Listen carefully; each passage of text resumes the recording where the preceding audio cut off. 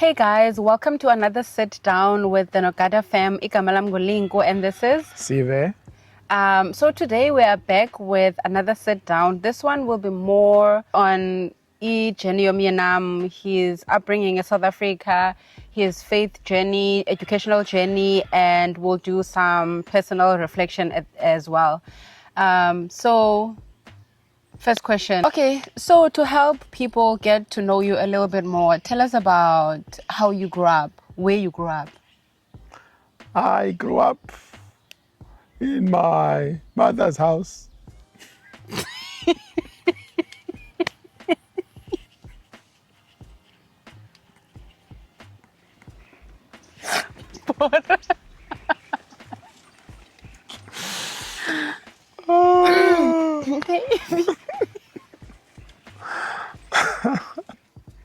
I grew up in Khayelitsha, Cape Town, and Khayelitsha is a township, for those of you who might not know, but if you're South African, you should know. Was raised by my mother and father, even though they were not biological mother and father, but that's who raised me. And we had all kinds of people live in the house with us. At some point, I lived with my mother and father and siblings.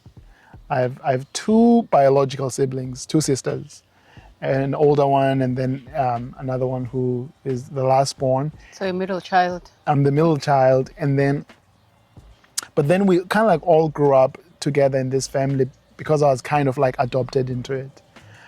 With other non-biological sisters that I have to this day. So yeah, it was just a sweet time. We had a fun childhood and got to, I mean, it was just nice. And I really enjoyed it. There's nothing bad to say about it. Maybe up until later, but I mean, up to 8 years old, it was really nice. Yeah, kind of. And I have friends that I grew up with, my childhood friends. We'd play out on the street. We played soccer. We played on the sand. We did all kinds of things because Khayelitsha is close to the beach. So it was nice, very nice. Okay, so what is your favorite childhood memory? I think there's a lot of them. One of my favorites was where I think every Friday we would go to do grocery shopping, and that's when I would get to my new box of cornflakes and yogurt and things like that. That was my favorite day.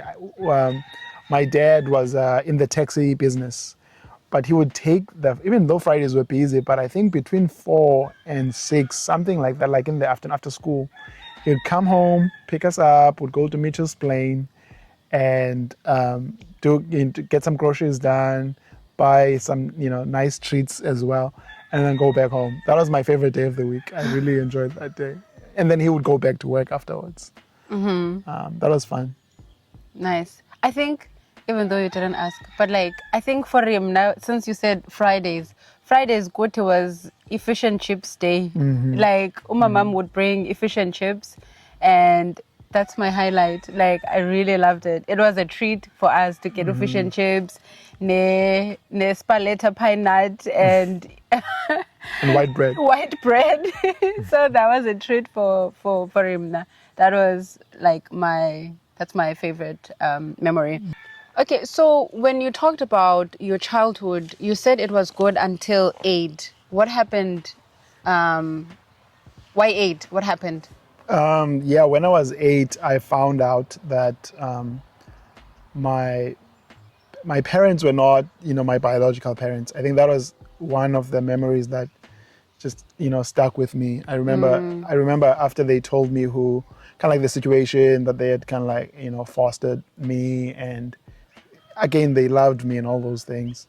It didn't change anything in that regard. But I remember after they told me who my biological mother was, and they didn't know my biological father, I went out of the house to go and play with my friends, and they, I think I may have told my friends that day actually, or soon after, because I got in trouble for that.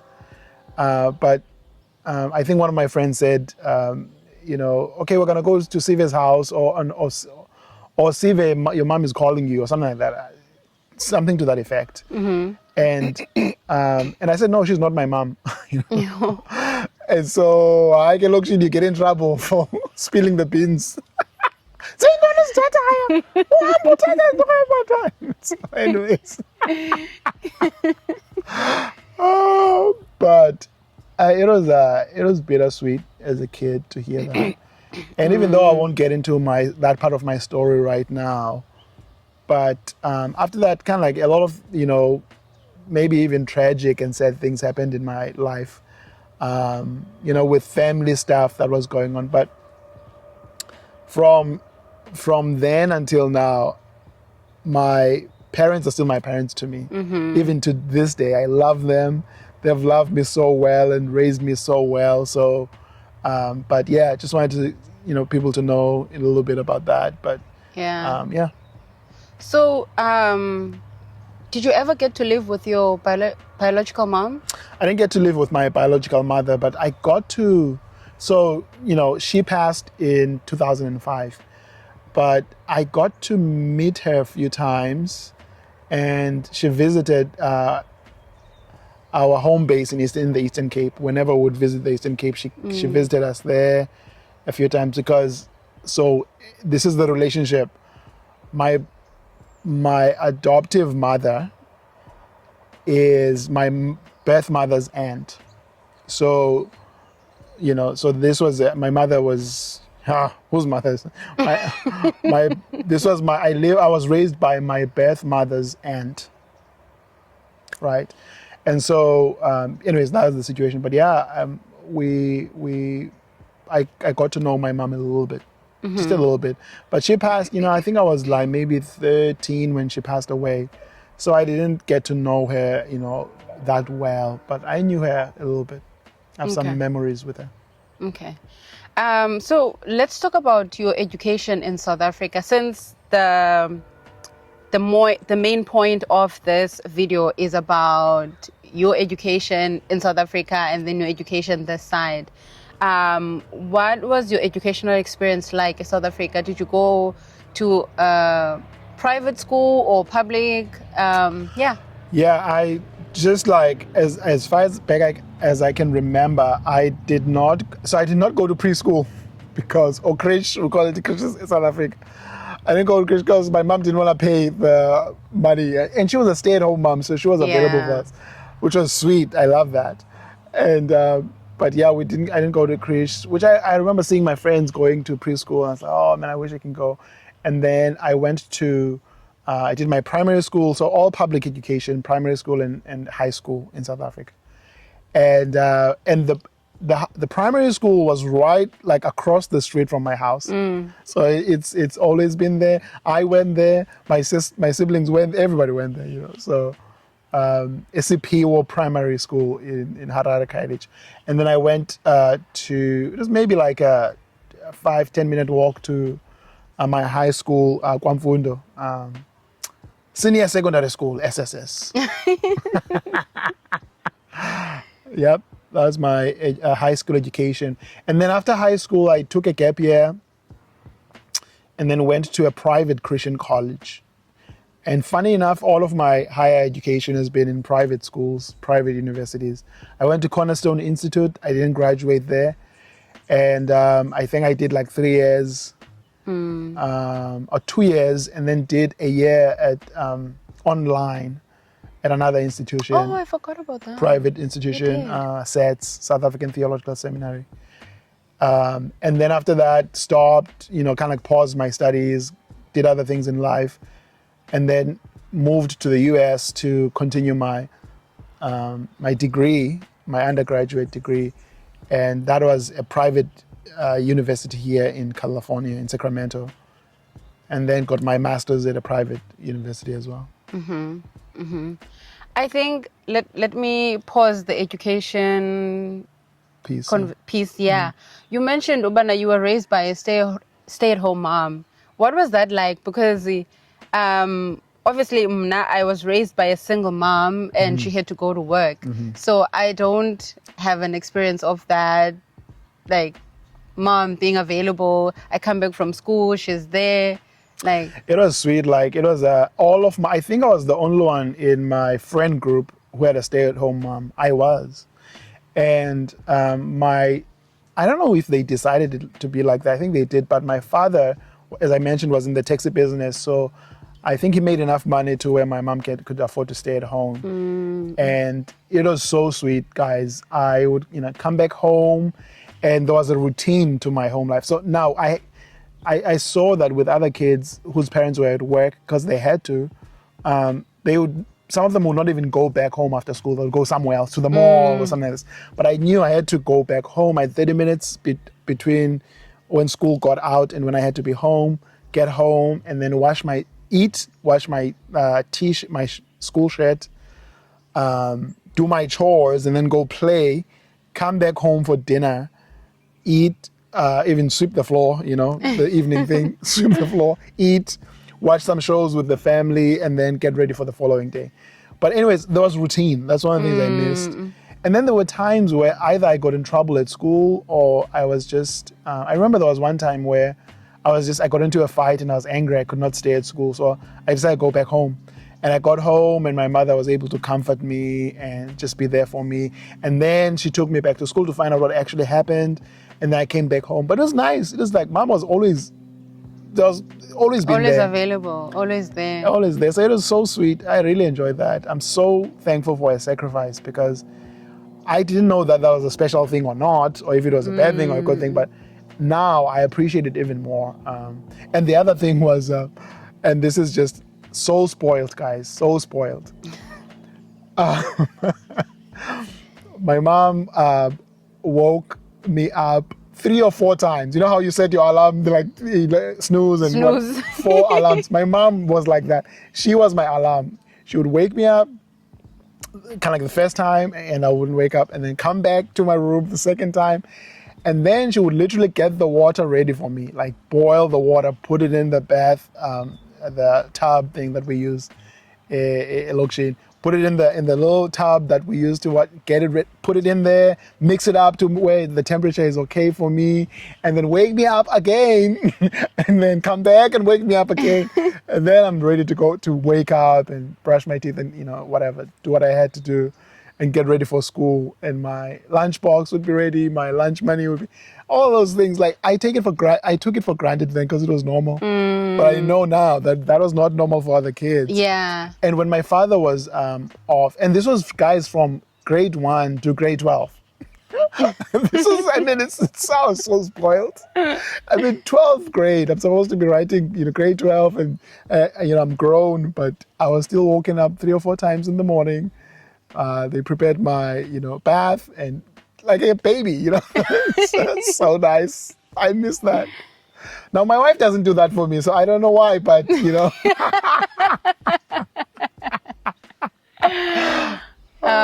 But that's really nice, baby. I think, yeah. Well, it's okay. Let me not dwell on this. No, you can go ahead, go for it. Yeah, no, I was going to say, like, listening to you sharing about like your experience with having umama stay at home. Uba, it's so beautiful. And I think I want that for Ulu. I want that for Ulu. Guys, I want to be a stay-at-home mom. And it is my prayer, uba yenzeke, in terms of finances, like sikwazi to afford it. Because I think I see the value. Obviously, with me being raised by a single mom, I didn't get to experience Londo because she had to work. She had to. And I love her. I love her so much and I appreciate her for that. She took good care of us. But obviously there were some disadvantages. Ekuseni besivuswa ngumeza, our neighbor would come wake us up because I think we didn't have a phone. So umeza would come wake us up and all those things. But also it's easy to get in trouble, to be mischievous and do easy because it's like, oh, mama get also we go 5 and stuff like that. So I think I want that for Lu, be able to drop him off at school and pick him up and do things, man, together and be available for him that way. Yeah, no, it's sweet. I think, and I hope we do that. I have the same experience. Actually, it's funny that after we started working, we didn't even think about that as to how we would raise our kids. Like, would you stay at home? Would I be the sole provider? But I think it's coming back to us now that we have a baby and we have to choose how we want to raise him. Yeah. And what's the best. And yeah, I think that would be sweet for Lou to grow up like that. He's pretty comfortable Oh at my home gosh, too. Yeah. why am I getting emotional? I don't think it is emotional. Yeah, I'll be sweet for him to experience that. Yeah.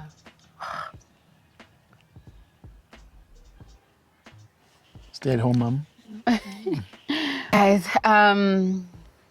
let's move on. If you could share something different about your South African childhood with our American friends, what would it be? I mean, in my story, I mentioned my mother getting the Bath what? the portable bathtub ready. So back home we didn't have. Growing up, we didn't have a shower. We had running water, but we didn't have a shower or a tub. We had a toilet, and that's all it was for. And so people got these portable tubs, like you'd get for a baby, but bigger ones that adults could use too. And that's kind of like that's what you use. You boil water and put it in there and mix it up to where the temperature is okay, and then you set it on the ground or set it on a stand, depending how tall you are and what your preference is, and take a cloth and just start almost like sponge bathing, but it is actual bathing. You are bathing, and then you do your top first, and then you get in from outside the standing out of the tub, and then you get in the tub and then do the rest of the body. So that is different. Yeah. And I want to say this, like especially for American friends, not everyone in South Africa does that. So Yes. So remember, it's like any most places, things are different for different classes of people. So a lot of people who grew up in the township or the inner city here, you'd call it that, or even the the projects.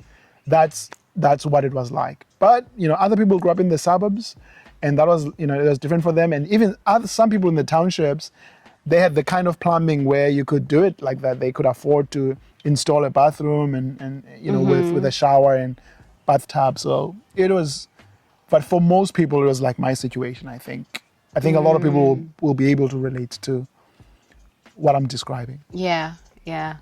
Okay, let's move on to your faith journey. Did you grow up in a Christian home?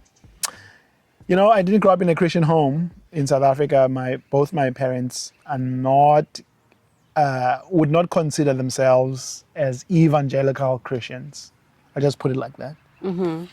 But they, my mom believed in God and still does, and believes in Satan. I remember. I remember believes in Satan in this sense, in a funny way. I remember when I would cry, maybe when I was like 5 or 6 or so. Whenever I would cry, and maybe like something petty. Let's say I fell, and now I was crying. My mom would say, "Son, don't cry. You're gonna make Satan happy. You don't wanna make him happy. Stop crying." And I would stop because I didn't want to make that Satan happy.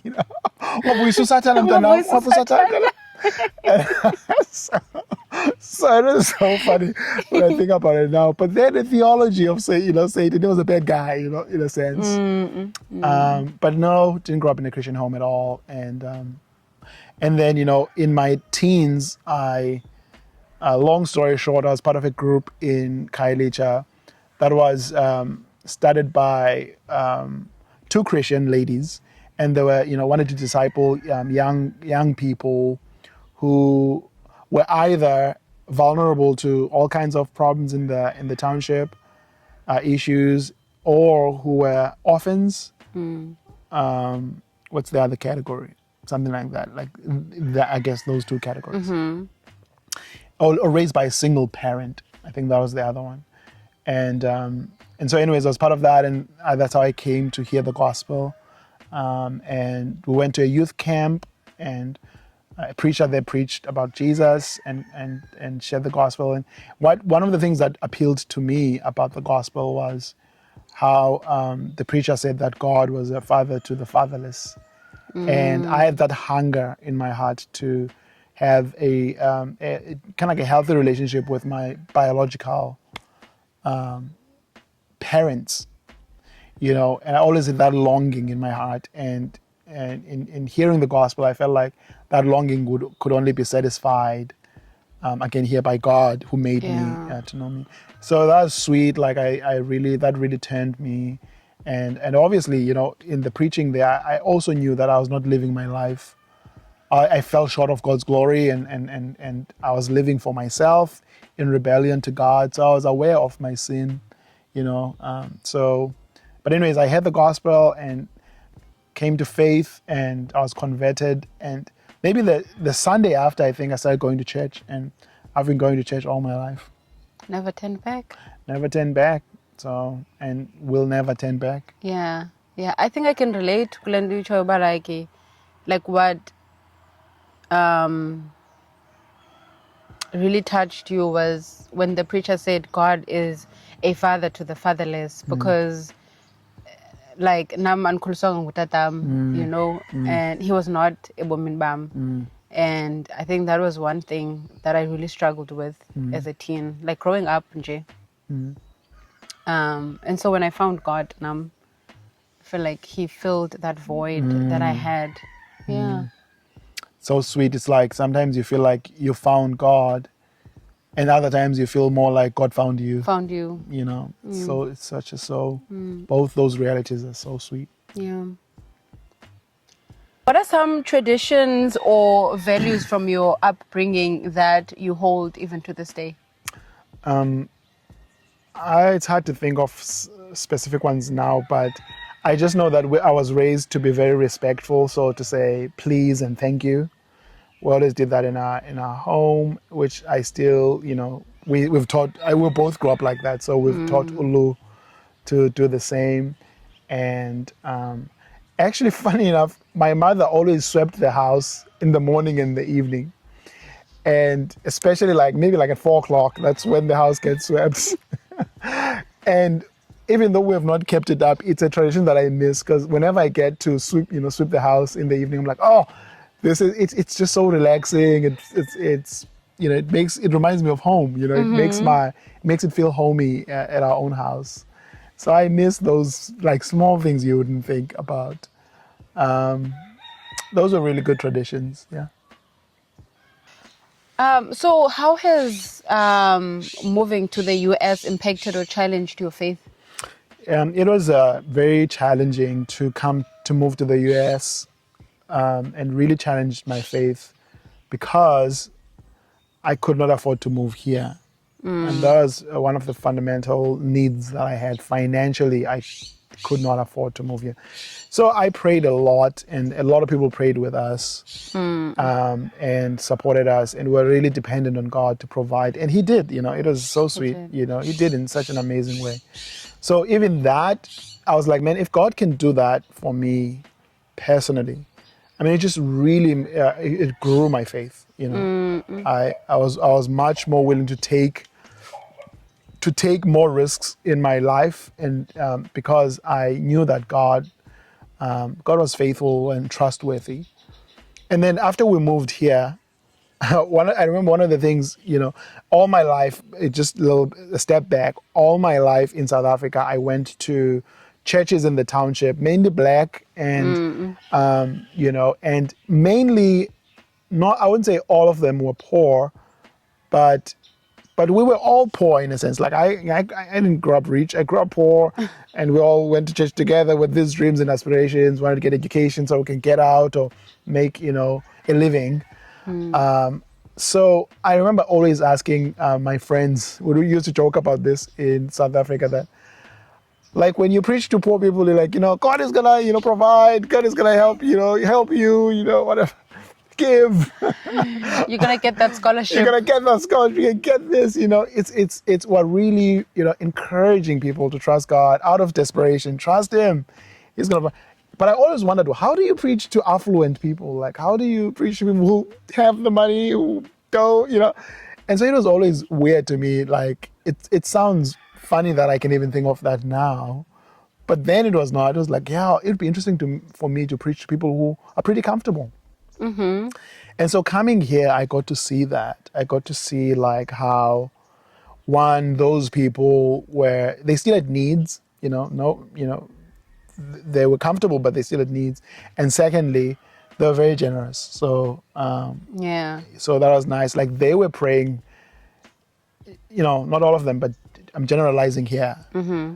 I saw Christians in affluent California thanking God for what He has blessed them with, and asking God, how do you want me to use my money to bless others? That kind of prayer I never really prayed. Growing up poor, I'm like, what money?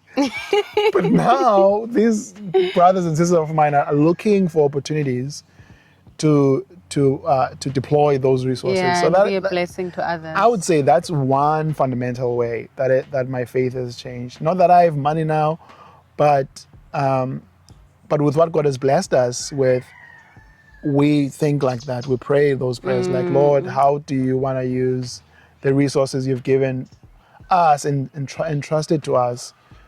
Who should we give them to? So because I think like locally poor, it's easy once you make it to like want to protect imali yakho, because you're like, I don't want to be poor again. I don't want to be poor again. And you want to climb and keep climbing, and like you're protecting your money, basically. You're protecting your things. You are not as generous because, it's like, you have that insecurity that you might fall into poverty again, which is not. I mean, it could happen, but it's a fear, that you have. Yeah. It is a fear. Yeah. But that's helped me grow. And, I work in fundraising, kind of like in the fundraising world for universities. And it's an interesting job because there I'm talking to people who are just like meeting with me. They take a meeting with me because they want to give their money away to help students and help people get a college education. That stuff is just really like powerful. It is so powerful. It's not always about getting from God, just trying to go building your own kingdom. It's about giving what God has given you, has entrusted you with. And again, I don't want to get this wrong. This is not all about money. Volunteering, like giving your time, like those things have really strengthened my faith in different ways. So sweet. I think I don't know if this connects to this question, but like I think for him now, moving here has helped me to kind of like see God beyond imali. Beyond uba, Lord, I want to make it one day. I want to go to school. I want to, and think that will make me happy. I think moving here and being surrounded by people who've not made it, but like who are affluent and stuff like that, and still see uba, they are people, they still go through depression. They're not happy. Money doesn't make you happy. No, it doesn't. God does, not money. You can have all these things. You can have 2 cars, big house, and all these things, but still not be happy, because I feel like I kind of like experienced that uba.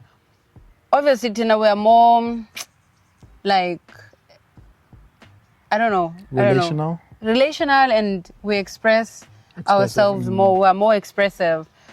So it's easy to see umntu xa happy and when they are sad. But here, I think it shifted my focus on just like that scripture that says, "Ubana, seek first the kingdom of God, and all these things will be added." Yeah. I feel like at some point I was just seeking all these things and not like seeking God, or seeking God because I wanted all these things. But now moving here, it changed that for me. Yeah. But actually, ndinganazo ezi zinto and still not feel fulfilled or ewe. I think, yeah, the I challenge. don't know if I'm making sense. But You're making sense. Like the challenge with growing up poor and not having material things is that you think that it's like that thing that says, the saying that says, the grass is greener on the other side or something like that. You always think that what would make your life better is just more money. yes. And then you don't appreciate the things that you do have. You know, like I grew up poor, but I most of my childhood was very happy, you know, and we didn't have much. And I've seen kids here who have 10 times what I had, and they are miserable.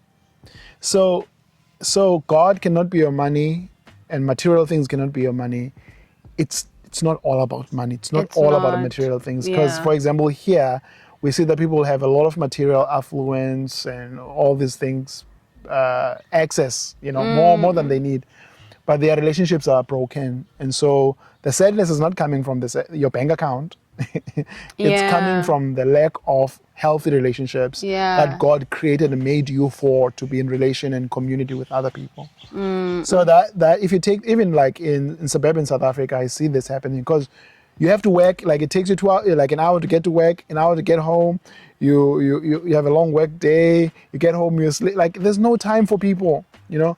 Before you know it, you're going to be depressed because, you know, you are not designed to live like that. Yeah. You are not, you know. So, but anyways, that's a segue. That's a topic for another day. Yeah. One last question. We topic of faith. What role does faith play now in your life as a husband and a father? As a husband, I want to love my wife well, like Jesus loved the church, and serve her and serve you, you know. So it's always just a sweet example because Jesus is the sweet example. That's what I mean. In how he loves us, Yeah. and now calls me to love you like he loves us and loves me. So it's sweet, and it's always an exciting challenge to want to. In a sense, you never arrive. You know, you never say, you know, now I got this. So it humbles you, and then also it's very different from what my culture says. You know, about, for example, generally speaking, in my culture, men don't serve their wives. You know, You don't cook. you don't cook, you don't massage. They see that as a weakness. Yeah, it's seen as a weakness. We Yo, don't. bamdlisile. Yeah, Bamdlisile. yeah. Kuthiwa uyasidelela. Dliso, not udlisiwe, man. Udlisiwe, right? But you utshiwo, oh, umdlisile. I'm thinking of something else. But I am forgetting. This. Love portion. Yeah, not live potion, but quite a little bit. Oh, I guess. Please remind us, guys. But anyways, he's crying. But anyways, like, I think being a Christian has shaped me to try and love my wife as Jesus loves the church, not really as how other men in my culture love their wives. So that's not the standard. And then as a father, obviously, it's raising up my child in the Lord and loving Gulu to the best of my ability as God. It's like a God-given responsibility, not just like a thing on but which is sweet too, you know. Scripture informs me, you know, it wasn't jalo. I have other godly men that I respect, you know, that I look up to. I want to model, follow their example. So, and then lead my family well, to provide, you know. I believe a father and a husband provides for his family and serves them. If it means working 50, 60 hours a week, I'll do that for my family. That's what that's what that service means. You know, Christ went on the cross and died for us. Yeah. Now I don't have to do that, hopefully, you know. But I can I carry the heavy load for my family to provide for them out of love. So that's nice. That's sweet. It's like, it's something I want to do. Like, I aspire to doing that, and so Yeah. I'm grateful for the opportunity to get to do it. Do you think it's different for non-believers? I mean, I don't think they would say, Jesus, I'm doing this because Jesus is asking me to do it, or because I love him so much, I want to please him. But they do, you know. There are a lot of people even here who were raised by abazali, your parents who are not Christians, but you saw the love in the relationship between your Yeah. parents, and you admire it, and you should, because everything belongs to God, guys. Even if people believe him or not, God still makes the rain Common fall. grace. Yeah, common grace, the common grace of God. It makes the sun shine on everyone, and the rain shine. It gives everybody breath and talent, and doctors who are not believers and all these things, but they do good work. That's the grace of God. So when you see people who are not Christians doing good things, you should look at that and be like, man, thank God that God is so good in that Yeah. in that way. Okay, let's go back to the topic of education. How did we get to loving your wife? Like, I Jesus loves think, the sorry church. guys, we are all over the place. But like, yeah, let's go back to the topic of education. I think in the last sit down, you did address in Dabayoba whether you wanted to study here Yeah. or not. So tell us about the process, Nje, like of applying to the US. Like how did that come about, Nje? A friend of mine who was from Chicago, and she encouraged me to apply to everywhere. She said, apply to the US, apply to the UK, apply just the world is open to that, and you should do it. So I was like, okay. And so the kind of like that seed was planted. And so anyways, that can be a very long story, but to cut it short, I started applying to schools here in the US. And basically I just went online and I started applying. I applied to schools in New York. Mainly you start with the major cities, don't want to go to, apply to a school in a place that you've never heard of. But I applied to schools everywhere as much as I can. And I went for the free applications because some schools will charge an application fee. And there was Some schools do a waiver though. yeah, and some Yes. of them I emailed If them and you- said, hey, can you waive the $150 application fee? And some would say, yes, we will, others would not. And then after applying to a few schools and they started responding, they would respond with, okay, thank you for applying. We need you to provide us with this information. And so as an international student in the US, from South Africa international to the US, I had to get an English proficiency test. So to prove that I can read, write, and communicate in English at a college level, right? At a college level. So that it's called the TOEFL. I forget what it stands for, but TOEFL is you can look it up. Yeah. Like TOE. FL. Yeah, TOEFL. There you go. So you can look that. There's another one, IL something, EI, what I forget, but I didn't have to do that one for Europe. But I did the TOEFL, which was brutal. But anyways, it cost about maybe $250, I think it was. That was 7 years ago. Yeah. So it it's might probably have gone up. up. Yeah. Took that test somewhere in Cape Town, and I got you have to get a certain grade or score. So I got the score that I needed. So I took those results and I would send the copies of that of those results to schools that required it. And so I did that. So that was helpful to have the English test, proficiency test, because other schools would see that and say, okay, now he's serious. We can follow up. Yeah, and then you do that, and then the next problem is it's so expensive to go to school here. Like a year cost, it can cost anywhere from $30,000 a year to about $60,000 Which is how much in rent? 1 year. $30,000 is probably 600,000 rands. So it can cost about up to 1.2 million rands to go to school a Yeah. year. So now you can apply for scholarships. So I applied to different scholarships. There are some that you can qualify for. For example, if you had good grades from high school, I was transferring from other, I already had some, I'd taken classes in South Africa, so I was transferring from South African University. But anyways, I applied to all the scholarships that I qualified for, and I believe I received about 60% in scholarships. Okay. Yeah, so which was sweet. So and now what do you get the 40%? And the 40% is not like, it's not, I mean, it was like what, 20,000 rands? I mean dollars. Dollars. Oh, I wish it was 20,000 rands. $20,000. Anyways, so then you compare the schools. You know, there was a school in New York, and I looked at that school and what they were offering, and the gap was bigger for that school. I think it was more than that, and they didn't have a lot of good scholarships. And then there was a school that I ended up going to here in California, in Sacramento. And anyway, so that school in Sacramento worked out great. That's why I ended up going. And they were able to even give a little bit more, but I still needed maybe $14,000 or $17,000. You ended up needing $14,000. $14,000.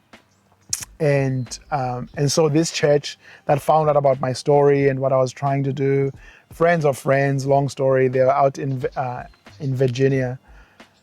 They said we'll pay the $14,000. So that's, I mean, yeah, amazing. Just so grateful to the Lord. Back to that question, how did this process strengthen your faith? It surely does when you see people that don't even know you willing to support you with that much money and believe in you like that. It can only be God that can move people that way, you know, to do that. So that was sweet. Yeah, that was the journey to studying in Sacramento. Yeah. How different is the application process though? Like, for an example, if there's someone watching here and they want to come study here, like, do all the schools offer scholarships to international students, or is it like certain schools? Yeah, so let me back up a little bit. And so some schools have what's it called? I forget the name, the term for it, but it's like a college application. You fill out one application and it goes maybe like 10 or 50, 100 colleges. So that one, I forget that thing. What that I forget the term. Yeah, but it's like you fill out one application and it goes out to all the schools, which is nice. It makes it easy for you. The application form includes, your basic information, and then it might include some essay questions. Why do you want to go to school here? And it might include there are no tests or anything. They're not trying to test anything. At least they didn't to me. And then as an international student, you have to produce that English proficiency result, and then you also have to get a visa. So the government has to let you into the country. So there's that process too. So sometimes you might have everything and then the visa gets denied, so you can't come. So, but anyways, to your question, what was your question? The scholarships. Yeah, the scholarships. You asking who gets it? Are all school do all schools provide? So private schools provide, generally they are more expensive, twice as expensive than state schools. But private schools are more generous towards international students, and they have a lot of private money that they can use. Now, state schools, which are owned by the state or the province, they usually are cheaper, but they cater for state residents and then citizens mainly. It's still going to be expensive. I couldn't even get a single scholarship at some of these state schools. I don't even think they offer scholarships. I don't think they do. Sac State had something. Sacramento State University had something. They don't. No, they had something for international students. Yeah, I forget what it was, but it was something marginal. It was not a lot of money. It was very small. But it only cost like $18,000 a year to go there. But you'd have to, all out of pocket. You'd have to pay all of that cash or something. Yeah. So, but yeah, not all. It really depends. It really depends on the school. I don't know, guys. I don't know how to do this in detail. So if you are watching this video and you are interested in studying this side, just write us a comment or something, or you can send an email, or you can reach me what's this, on Instagram, and then we'll be able to help you, because I feel like it's just a lot of information, because you didn't even mention, Ubana, when the school accepts you, then they will give you an I-20, which you can use then for EV. It's a whole lot of it's a lot of steps, and we don't want to bore you with the steps if you're not trying to come and study here. So So yeah. So only if you are interested, Nyan, to study here, we will help you, like 100%. We don't mind helping. happy to help. Yes, we're happy to help. So you can reach out, and yeah, we'll help. But All right. Can we what move? else? Is it long? Yeah, Cha? It's available. I didn't make it. Oh. Very much. Okay, guys, we're gonna wrap this up, Ngoko, because Ulu will be waking up in no time. But just a few things. So, looking back, do you feel like your childhood prepared you for living abroad? Yes. When my mother raised me, she said, "Child, one day you'll live in America." So I gotta raise you right.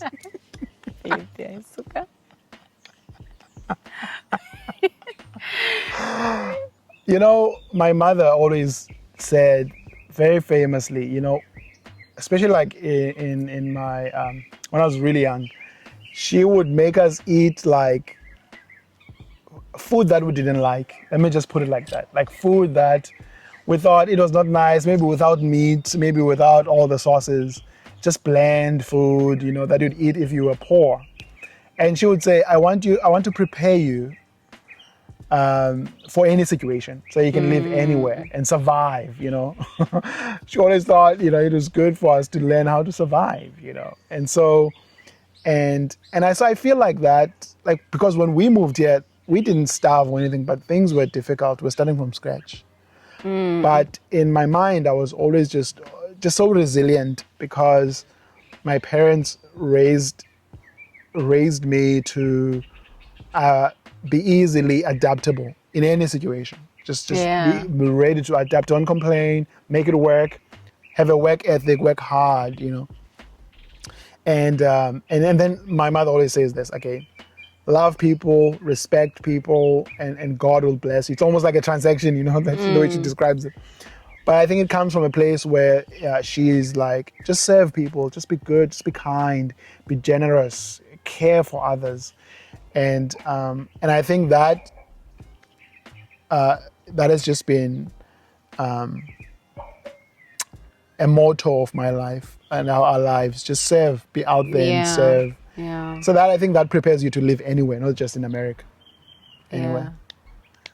But I remember one day. Sorry, guys, I'm getting distracted. I'm looking at the monitor. Yeah, Lou I is think awake. he's waking up now. But before we go, I remember one day thinking, I was just walking here where we live, like, my goodness, how did I get here? What am I doing in America? And I was thinking about, you know, when we were kids, we used to look, you know, go through the magazines and cut out the pictures of white people and say, this is my white person, this is Mlungwamlo, You this is would my even house, say, this is me. this is me, you know. And it was just so dumb and fun as a kid to do that. But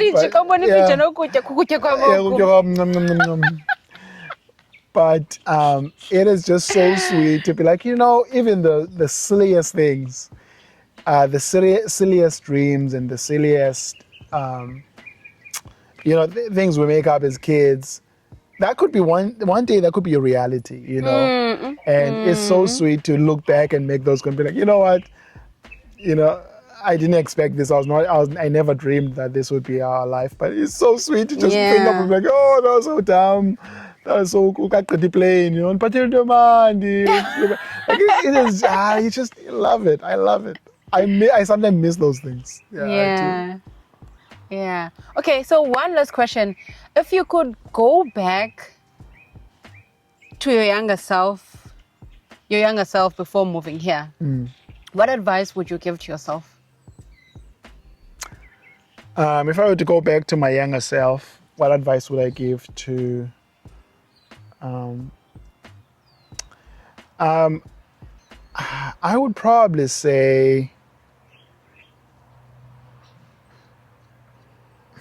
That's a good question.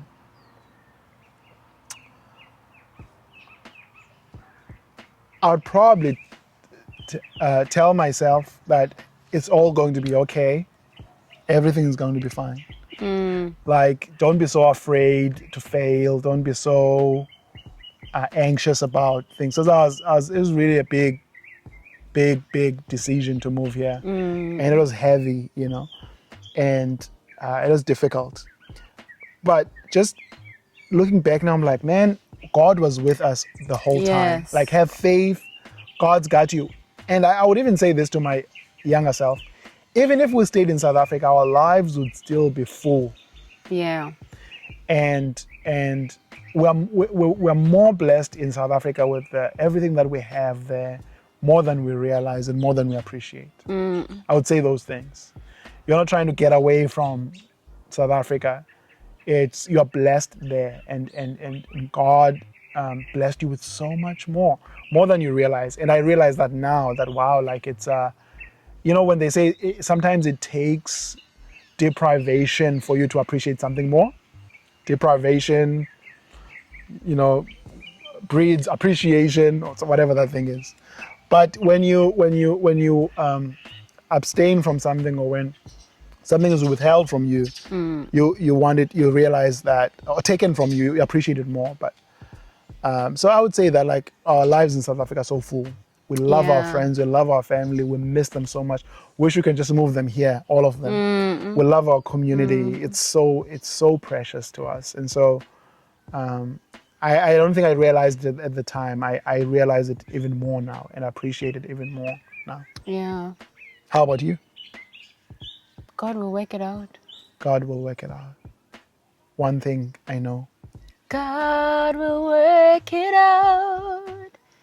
God will work it out. One thing I know, one thing I've found. God will work it out. Oh, Yeah. Chill. Take a huge chill pill. God will work it out in your life. Uthixo, guys, is working for you. You're not trying to convince Uthixo.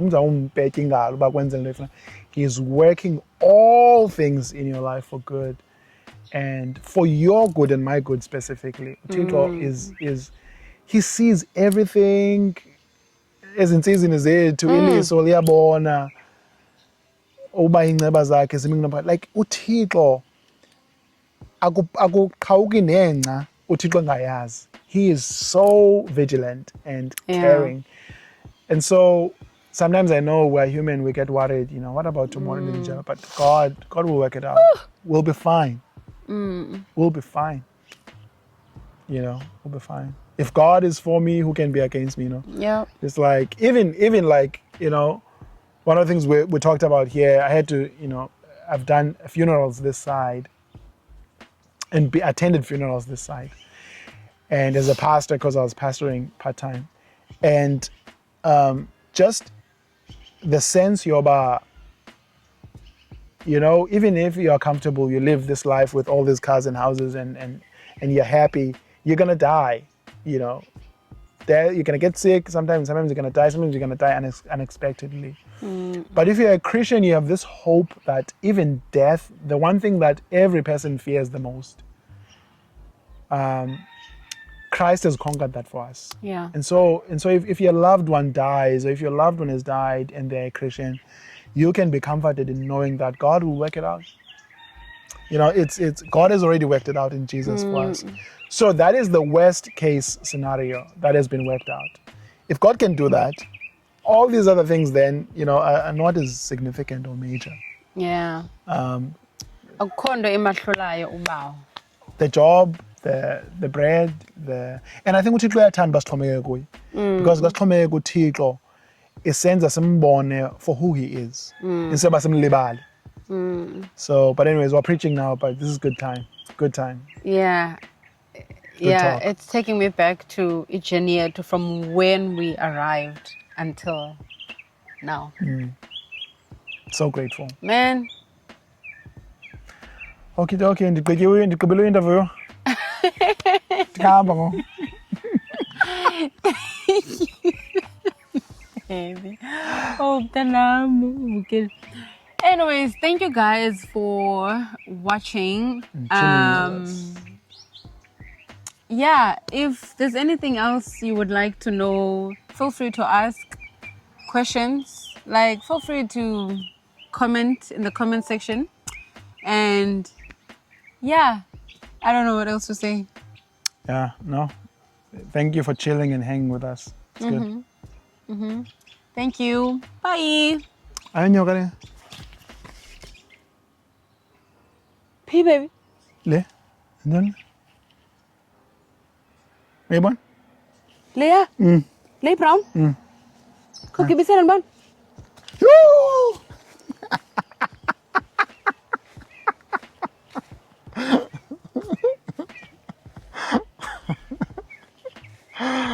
Here you go. What God will work it out. Uyazenza izinto.